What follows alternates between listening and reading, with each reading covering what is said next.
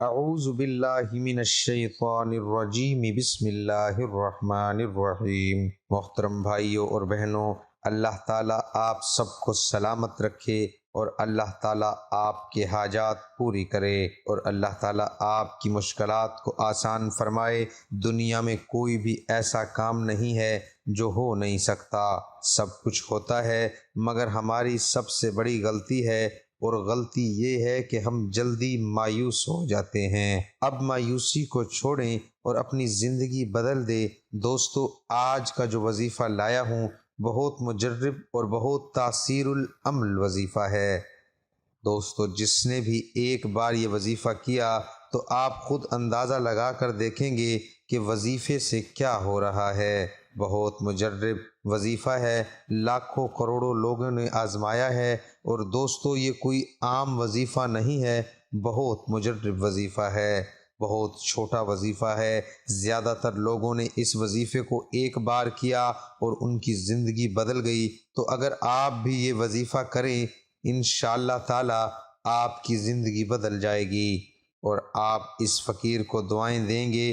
دوستو، اللہ تعالیٰ کی حمد و ثنا کے بعد اس کے پیغمبر محمد صلی اللہ علیہ وآلہ وسلم پر بے شمار اور کروڑوں درود و سلام کے بعد آج کا وظیفہ آپ کے سامنے پیش کرنے جا رہا ہوں۔ وظیفہ بہت مختصر ہے، ویڈیو کو پورا دیکھیں اور وظیفے کو صحیح طریقے سے یاد کریں۔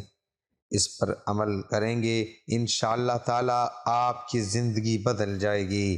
دوستو، ایک بات یاد رکھیں کہ وظیفوں سے ہمارے کام کیوں نہیں ہوتے۔ ہماری سب سے بڑی غلطی یہ ہے کہ ہم جلدی مایوس ہو جاتے ہیں۔ دوستو، مایوسی کو بھی چھوڑو اور اپنی زندگی کے بارے میں ذرا سوچو اور اپنی زندگی میں صبر کا دامن تھام لو۔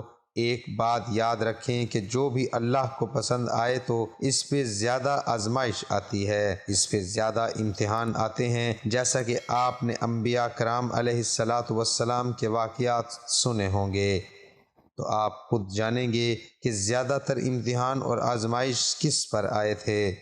تو انبیاء علیہ السلام پر زیادہ آزمائشیں اور اللہ کی طرف سے آئی تھیں، کیونکہ وہ اللہ کے پیارے تھے، کیونکہ وہ اللہ کے زیادہ قریب تھے۔ اور جیسا کہ آپ جانتے ہیں کہ ہمارے پیغمبر محمد مصطفیٰ صلی اللہ علیہ وآلہ وسلم پر کتنے امتحان آئے تھے، تو اگر آپ پر بھی مشکلات ہیں صبر کا دامن تھام لیں، اگر آپ کی بھی رکاوٹیں ہیں تو صبر کا دامن تھام لیں، انشاءاللہ تعالی یہ وظیفہ کریں، سب کچھ بحال ہو جائے گا۔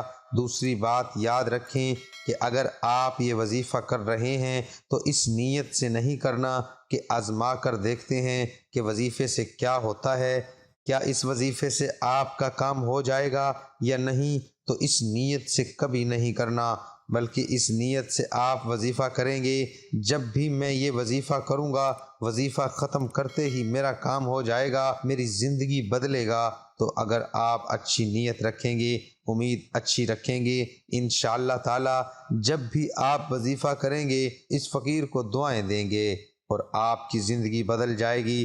دوستو، ویسا تو حقیقت میں سب کچھ کرنے والا اللہ کی ذات ہے، لیکن اللہ چاہے تو کسی کو ذریعہ بنا دے۔ جس طرح بارش کرنے والا کون ہے، حقیقت میں ذات اللہ کی ہے، لیکن اللہ نے فرشتے کو ذریعہ بنایا ہے۔ اسی طرح ہم میں سے کوئی بیمار ہو جائے تو ڈاکٹر کے پاس چلے جاتے ہیں، حقیقت میں شفا دینے والا اللہ تعالیٰ کی ذات ہے، لیکن اللہ چاہے تو ڈاکٹر پاس یا اس کی دوا شفا بنا دے۔ اسی طرح اگر اللہ چاہے تو یہ وظیفہ بھی آپ کے لیے ذریعہ بنا سکتا ہے، لیکن دوسری بات بھی یاد رکھیں کہ ہمارا کبھی یہ مقصد نہیں کہ ہم ان وظیفوں کو صرف پیسوں کے لیے کریں، آخرت کو چھوڑ کر دین دنیا کو توجہ دیں، اسلام کو پیسوں کے لیے خریدتے ہیں، یہ وہ بہت زیادہ لوگ کمنٹ کرتے ہیں، بلکہ ہمارا مقصد یہ ہے کہ ہم لوگوں کی رہنمائی کریں اور لوگوں کی بس زندگی کو گزارنا، اور لوگوں کو بہت زیادہ ضرورت ہے، تو اس لیے ہم یہ وظیفے لائے ہیں۔ ایک تو آپ نیک عمل بھی کریں گے اور اس کی بجائے آپ کا کام بھی ضرور ہوگا۔ تو بنا ٹائم ضائع کرتے ہوئے وظیفے کی طرف چلتے ہیں۔ وظیفہ کیا ہے اور اس کا طریقہ کیا ہے، آپ غور سے دیکھیں۔ وظیفہ کیا ہے اور اس کا طریقہ کیا ہے، کتنے بار پڑھنا ہے، کتنے دن تک پڑھنا ہے۔ آپ غور سے سنیں اور دیکھیں کیا وظیفہ کتنے بار پڑھنا ہے۔ سب سے پہلے وضو کی حالت میں وظیفہ کرنا ہے۔ دوسری بات بھی یاد رکھیں یہ کون سی سورت کا ہے، سورہ انشراح۔ یہ کون سی سورت ہے؟ سورہ انشراح جس کو ہم کہتے ہیں، اس سورت کو پڑھنا ہے۔ تیسری بات بھی یاد رکھیں کہ یہ سورت کتنے بار پڑھنا ہے، تو یہ 11 مرتبہ بہت مختصر وظیفہ ہے۔ اس کے ساتھ یہ وظیفہ کتنے دن تک کرنا ہے، تو یہ وظیفہ 7 دن تک کرنا ہے۔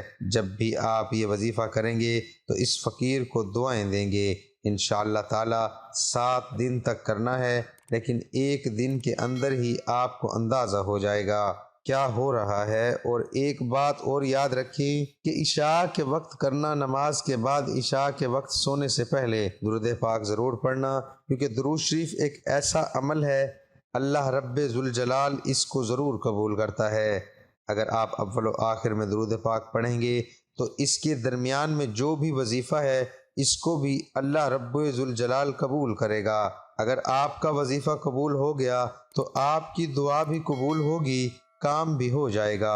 اور آخر میں اللہ پاک سے دعا کرنی ہے کہ اللہ تعالیٰ میرا سنانا، آپ کا سننا اپنی بارگاہ خداوندی میں قبول اور منظور فرمائے، آمین یا رب العالمین۔